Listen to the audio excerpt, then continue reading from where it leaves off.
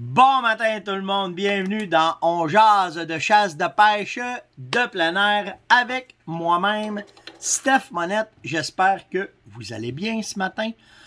Beau week-end. Un petit peu froid matin. Mère Nature est toujours dans la fameuse ménopause et elle n'est pas prête de nous donner un petit break. Fait qu'autrement dit, quand c'est de même, tu trouves des activités et t'attends que ça passe. Et c'est l'expérience qui vous parle là, ce matin. Hey, tabarouette, il fallait que ma blonde m'entende le matin. Ça serait balayeuse time pour Airless Moment. Fait que j'espère que vous allez vraiment bien. Tout est bien parti, là? Ouais, OK. Pas pire sujet un matin, une couple de bonnes affaires. Avant, je veux, avant de rentrer dans un sujet de chasse puis dans les affaires, en matin, une belle tape dans le dos, puis un bon, comment je peux vous dire ça, une bonne tape dans le dos, puis merci vraiment aux agents de la faune pour la job qu'ils ont faite en Gaspésie, dans la baie des Chaleurs. Ils ont arrêté un méga réseau de braconnage. 100 personnes étaient impliquées dans ce réseau-là. Ils ont fait le ménage. Principalement, c'était à peu près tout ce que tu pouvais retrouver en Gaspésie qui vendait. Fait que l'orignal, le chevreuil, la perdrix, le lièvre, le bar rayé, le saumon de l'Atlantique. Fait qu'il y avait un méchant réseau de braconnage d'installé là. Et c'est des voleurs. T'sais, prenez ça comme vous voulez, là, c'est des voleurs. Faut que vous compreniez une chose, là, que moi, c'est pour ça que je trouve ça plate que les sanctions soient pas plus fortes que ça, puis plus graves que ça. Il y a des États américains, c'est la prison si tu voles du gibier. Parce que ça a une valeur monétaire et ça appartient à la collectivité. Pourquoi je vous dis ça? C'est qu'un orignal, tu sais, je n'ai parlé là, il n'y a pas longtemps, ça vaut 5000 $. Un chevreuil, ça vaut 2800 $.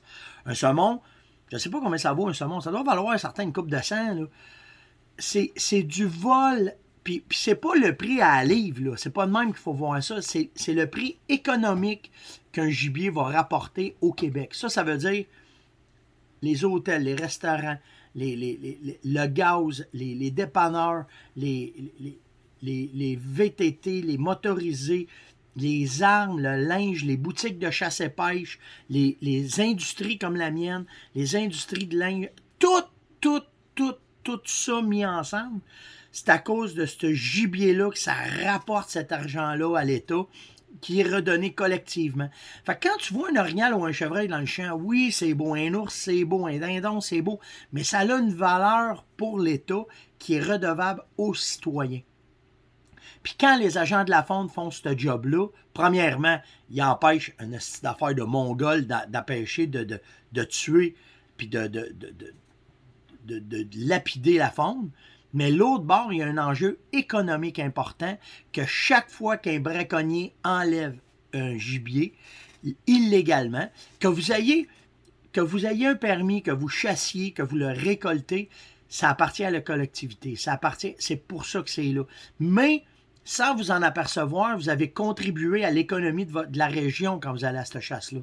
Vous avez participé du point A au point B à une économie. Que ce soit tu fais un flat, faut t'arrêter d'un garage, faut t'arrêter d'un dépanneur, faut t'arrêter de mettre de l'essence, le linge, les balles, les munitions, tout ça, c'est pour ça.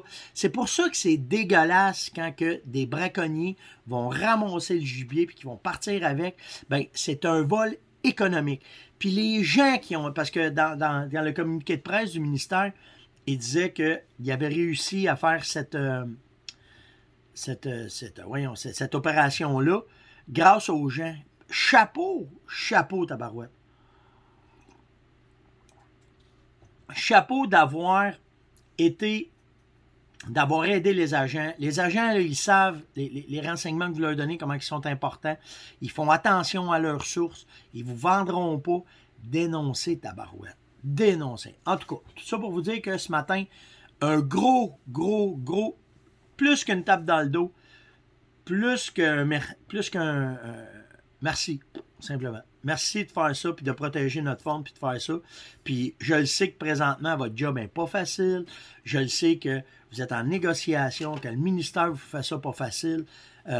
Mais ceux qui sont là, qui sont debout, qui se lèvent le matin, qui rentrent dans le bois, hey, c'est pas une job cool. Ben, c'est pas une job cool. Oui, c'est cool. Mais quand ils sont en opération, là, des journées couchées d'un banc de neige pour pogner quelqu'un, des journées couchées d'un mouche pour pogner quelqu'un. Oui, c'est cool quand ils sont en bateau, là, puis que, mettons, sont en double pour essayer de aller récolter des renseignements parce que tu as des braconniers qui font du niaisage. Mais au-delà de ça, ça prend des ultra passionnés pour faire ce travail-là. Ultra passionnés. Fait que chapeau les agents, merci d'avoir fait ça, puis lâchez pas, on est en arrière de vous autres, puis n'importe quoi qu'on peut faire pour vous aider, demandez-les, vraiment demandez-les. Fait que c'était le petit éditorial de ce matin pour les agents de la vente. Charles Duchesne me demandait, Stéphane, tu peux-tu nous montrer comment faire ça, mesurer l'âge d'un orignal ou d'un chevreuil avec les dents? C'est parce que juste ça, j'ai oublié de me nettoyer ça matin. Juste ça, c'est une job en soi, OK? Juste faire la récolte de la dent, de la couper, de la mettre sur un microscope, de regarder les anneaux qu'il y a dedans, puis d'analyser l'âge, je pourrais faire 1 heure là-dessus, facile. Fait que, tu sais, c'est super facile. Pour de vrai, tu enlèves une des dents en avant, OK? Tu la coupes en deux. Tu vas prendre une scie avec une fine lame. Moi, des fois, je le fais avec mon Dremel. Mais des fois, le Dremel, ça cache les couches. T'es mieux d'y aller avec une petite scie. Tu coupes. Puis là, dedans, avec un appareil que tu peux. Je l'ai déjà fait avec une loupe. Ah, il faudrait que je recheck voir si ça fonctionne. D'autres, on mettait ça autour d'un microscope, on le voyait. Puis tu vois très, très bien les strates. Puis là, tu es capable de savoir l'âge. Fait que c'est pas bien convaincu. Je vais faire de quoi là-dessus? Je t'ai prêt à monter des capsules, là. Puis ça va être une bonne capsule à faire, fait que je vais embarquer là-dedans, puis je vais faire de quoi certains. Mais c'est pas compliqué. Puis je vais même pas été voir. Peut-être sur YouTube, tu dois avoir ça ou quelque chose de même. Je vérifierai en tout cas, je vais te revenir avec ça, Charles. Jacques m'a demandé, Steph, les couleurs de blocs de sel, c'est-tu important? Aïe. Premièrement, avant de te dire si c'est important ou pas, les traces de cobalt, les traces d'iode qu'il y a dans les blocs, parce que le bleu, c'est du cobalt, puis le rouge, c'est de l'iode, c'est minime. OK, c'est vraiment minime, mais ce minime-là, c'est souvent ça qui va faire la différence pour les carences qu'ils ont à faire, OK? Puis le blanc, ben, c'est juste du calcium. Le meilleur truc pour savoir si c'est quel le meilleur, là, c'est que tu en achètes 3 et tu les mets sur ton territoire. C'est pas moi qui va te dire quel qui est le meilleur, c'est pas moi qui va te dire lequel qui vaut plus la peine ou pas. C'est vraiment juste un petit peu plus de light ce matin. Ouais, OK. C'est bon? Ouais. C'est vraiment l'orignal ou chevreuil qui va te le dire. Par contre, dans les blocs de sel qui existent, dans les marques, tu as plusieurs marques maintenant qui sont sur le marché. Puis c'est pour ça que tu en as des moins chers et tu en as des un peu plus chers. Ça revient tout le temps à la même affaire de ce que je vous dis. Tu payes pour qu'est-ce que tu as. Dans les blocs de sel qui existent, quand tu vas les mettre dans le bois, il y en a avec les intempéries qui vont toffer longtemps, puis il y en a qui vont fondre plus vite. Fait que là, lequel que tu veux, puis qu'est-ce que tu veux faire avec. Tu sais, c'est sûr que quand moi je mets un bloc, surtout mettons sur mes blocs de Vitalmix, sur mes poteaux de Vitalmix, je vais avoir le bloc qui va durer le plus longtemps possible parce que je veux qu'il fonde doucement, qu'il donne le temps avec le Vitalmix de rentrer dans le poteau. Puis tu sais, tu vas avoir la meilleure qualité-prix tout le temps. La différence sur le prix d'un bloc de sel, on parle de 2-3 piastres. Là, si on verra pas fou, là. OK, on s'entend, là. Fait que tu sais, dans les meilleurs blocs que moi j'ai testés pour la qualité du bloc, c'est les Sifto. Les blocs Sifto, ils sont, tu le sais, tu le vois qu'ils sont pas poreux. Puis de la façon qu'ils sont faits, c'est vraiment... Fait que tu sais, quand tu courroilles les spéciaux de bloc, ben si tu as des spéciaux très bas, ben c'est pas compliqué, là, parce que souvent, de la façon qu'ils sont faits, sont moins bien faits. Puis tu n'en auras pas pour ton 2 piastres de plus. C'est de même. C'est direct de même que ça se passe. Mais si vous faites des poteaux, si vous faites des endroits que vous ajoutez des minéraux sur vos blocs, je vous conseille fortement les Sifto. C'est ceux-là vraiment les plus résistants aux intempéries. J'espère que ça l'a répondu à ta question, Jacques. Ah, c'est bon, je voulais essayer de vous amener ça matin. Non. OK.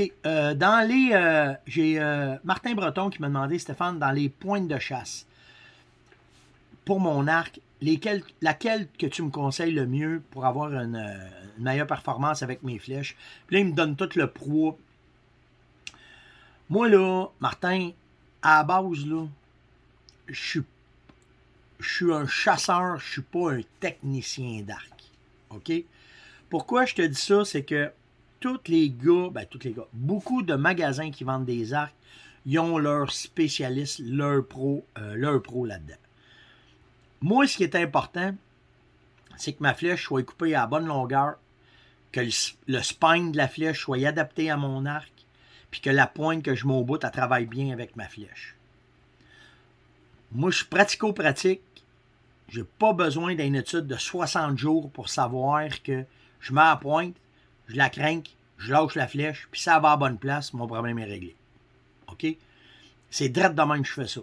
J'ai appris avec le temps que souvent, j'aime mieux mettre l'emphase sur la performance de la pointe, voir comment elle va réagir avec ma flèche, puis voir comment ça va aller. Si je tire, puis que la flèche ne va pas à la bonne place, puis même si la charte des flèches dit que ça va avec mon arc, puis que ça ne tire pas bien, je vais changer le calibre de ma flèche. Je vais descendre ou je vais monter. Là, c'est là que le technicien va venir te dire la différence pour ta pointe de chasse. Je passe par Mont-Laurier, puis vous venez te parler, tu comprends-tu ce que je veux dire? Je passe par Québec, la Gaspésie, vous venez te dire ce que je veux dire. Parce qu'en arrière, avant d'avoir la bonne pointe de chasse, le poids, le ci, le ça, c'est ce que je regarde pour pouvoir avoir une bonne performance. OK? Après ça, là, j'achète pas la pointe qui va bien. Je vais avoir la pointe qui est la plus performante. Si j'espère que je ne m'égare pas le matin, là. Quand je commence à te mêler dans ma tête, c'est parce que je ne suis pas sûr que je suis clair pour vous autres. En tout cas, je me reposerai les questions s'il y a de quoi. Mais ce qui est important, c'est que dans le calibrage que le technicien va me donner, après ça, je vais mettre la pointe. Pour moi, là, je te parle de Stéphane Monette, j'ai 2 pointes que j'affectionne énormément pour la chasse, à l'arc. Il y en a une, c'est une rétractable, puis il y en a une, c'est une fixe. 95% de mes chasses que j'ai réussi à l'arc, c'est avec des fixes. Mosi. J'aime la Mosi 125 grains ou 100 grains, tout dépendant comment est-ce que je veux que mon spine se fasse. Ça me dérange pas.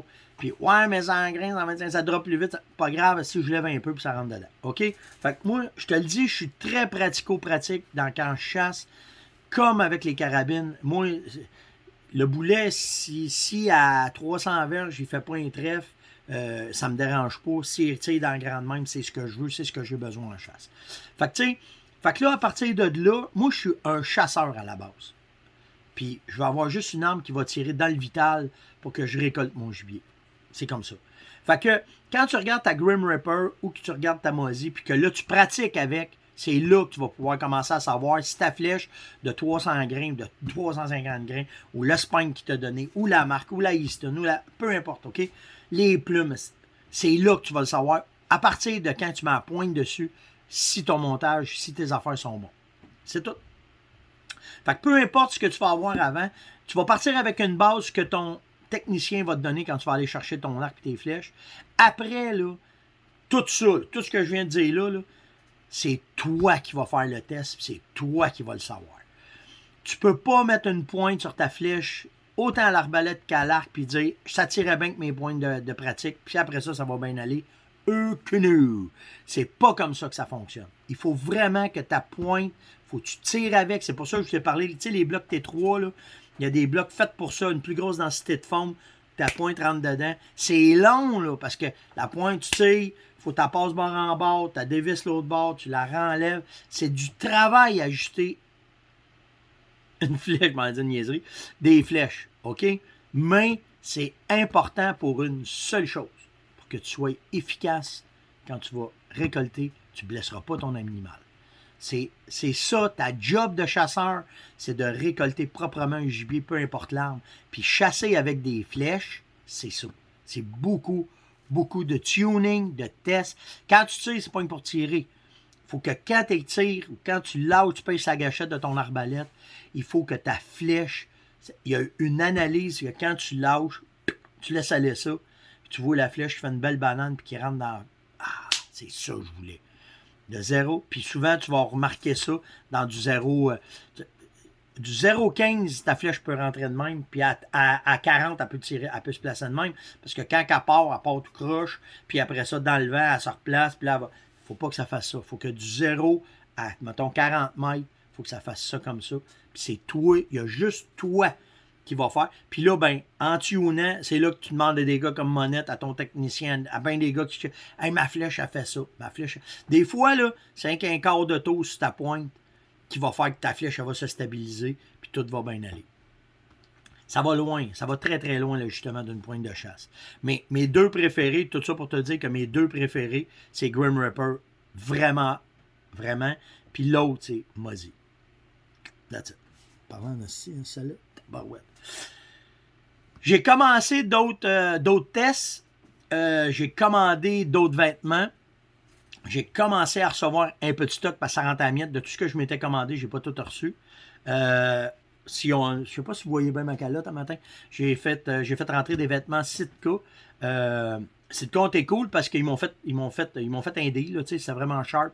Puis merci à son. Ils veulent vraiment qu'on les teste. Ben, pas les teste, qu'on les essaie. Moi, je fais partie de l'industrie. Hein. Moi, quand quelqu'un m'a testé tes produits, non, je ne teste rien. Moi, les tests, c'est les compagnies qui les font. Moi, je suis là pour les essayer pour vous montrer qu'est-ce que j'en pense.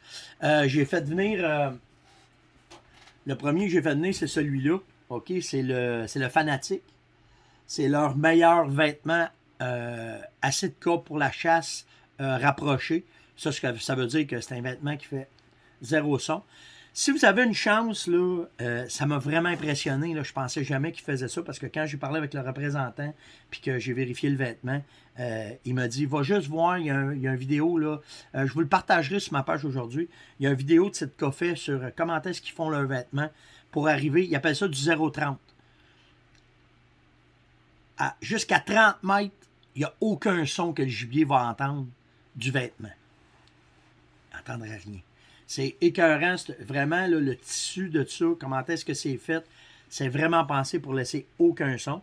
C'est un vêtement à l'approche qui va être hallucinant. Là, je vais commencer à le tester plus. Je vais faire, tu sais, il fait moins 12 le matin, fait que je vais le mettre. Je vais voir, je vais vous revenir avec toutes les caractéristiques du vêtement. On parle de vêtements vraiment de qualité. Là, j'avais jamais touché à Sitka. La première fois que j'ai vu un Sitka, c'est l'année passée quand j'étais dans l'Ouest canadien. La gang de chasseurs qui nous accompagnait là-bas, il y avait 2-3 gars qui avaient justement ce vêtement-là. Puis quand j'ai vu le coat, tu sais, là, je t'ai approché, j'ai touché, fait hey, Christy, OK, on est dans un autre. L'intérieur, c'est vraiment bien pensé. C'est un vêtement qui est très bien fait. J'ai commandé le manteau, puis j'ai commandé le pantalon. C'est pensé majoritairement pour les archers parce que la fermeture éclair est en angle pour empêcher le gonflement en avant. Les manches sont taper. Quand tu dis taper, ben c'est parce que tu veux avoir de quoi qui va coller, que quand tu vas étirer, que ta corde ne l'accrochera pas. Ils ont pensé au protège. Ben, on appelle ça un protège-bras, mais c'est pas un protège-bras. Ils ont mis vraiment une plaque plus mince que le chamois ou la laine qu'ils ont mis à l'extérieur. Je n'ai pas vérifié la sorte dessus, mais je vais l'analyser pas mal. Là. OK? C'est pensé avec les clips sont pensés. C'est vraiment, vraiment, vraiment bien fait. Là. OK? C'est pensé pour pas faire... Tu sais, je viens de vous montrer là, le collet, là, parce que quand je ne le mettrai pas tout de suite parce que je veux vraiment commencer. Je viens juste de recevoir. Mais tu sais, le bouton, regardez comment c'est bien fait. C'est pas un bouton qui clip, c'est un bouton que tu rentres, tu slides pour être sûr qu'il va rester en entour de ton cou, que quand tu vas étirer ta flèche, tu n'auras rien qui va te rentrer en dessous du cou. Très, très, très bien fait. Ça, c'est en avant, je m'excuse. Ça, c'est en arrière. C'est pour quand que tu veux passer ta sangle. Ah, ouais, hey, c'est hot, ça. C'est quand tu veux passer ta sangle de Tristan, le bouton, c'est un bouton clip qui vient, que tu vas ramener par-dessus ta sangle. Tu vas venir accrocher dessus. Je pensais que c'était en avant, mais non, c'est en arrière. Fait que je le découvre, OK? Je le découvre avec vous autres. Quelque chose de sharp. Vraiment, vraiment, vraiment bien fait. Fait que les poches, c'est pensé pour garder au chaud. Il y a une poche en avant ici dans le haut. Après ça, tu as des poches de côté. Les poches à l'intérieur sont en menu.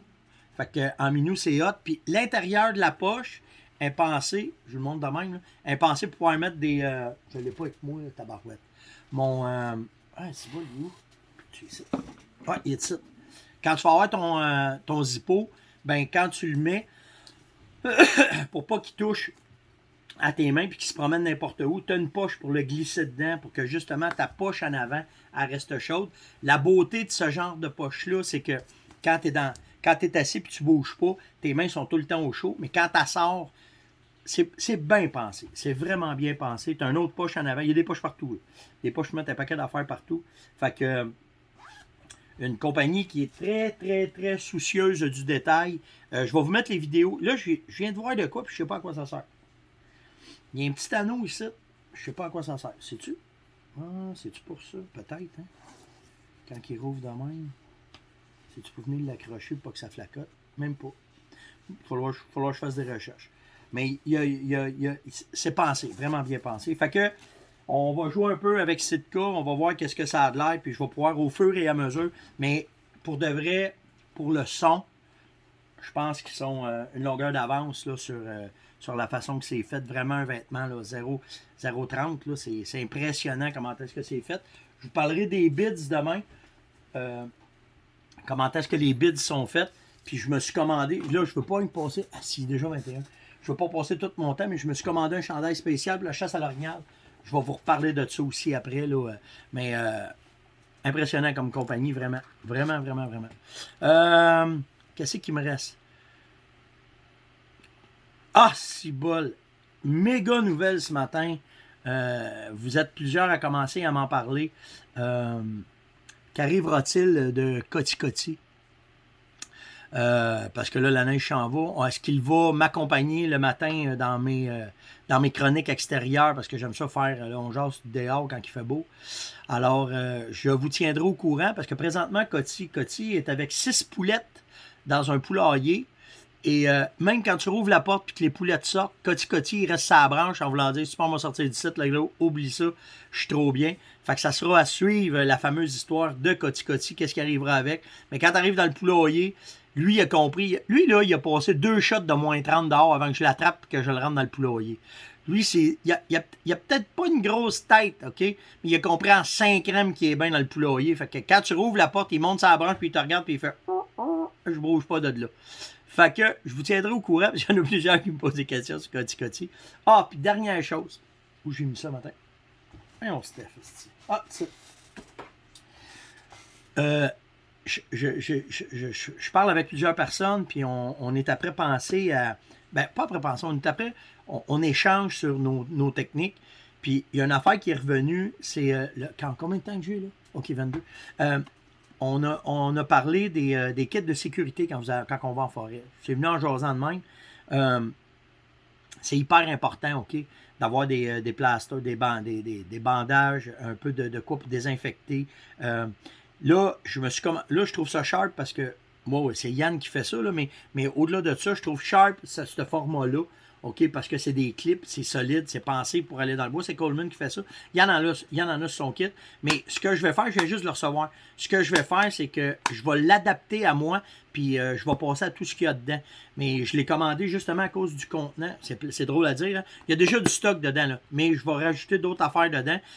Par expérience, qu'est-ce qui m'est arrivé, des pilules d'allergie, plein d'affaires. Je m'en vais tout faire ça aujourd'hui, mais on va chercher ça. Fait que je vais vous en reparler. Fait que on pourra jaser de ça, puis voir. C'est disponible là, sur la boutique à Yann de shopothers.ca. Je voulais vous parler des diaphragmes de dindon. Je n'aurai pas le temps. Je vais vous revenir. J'ai commencé à m'en faire venir. J'en ai une trolley là, qui commence à arriver. J'attends juste... j'attends ça de Recall Design. Puis après ça, je vais vous parler des diaphragmes pour que si vous avez des choix à faire pour pouvoir les acheter.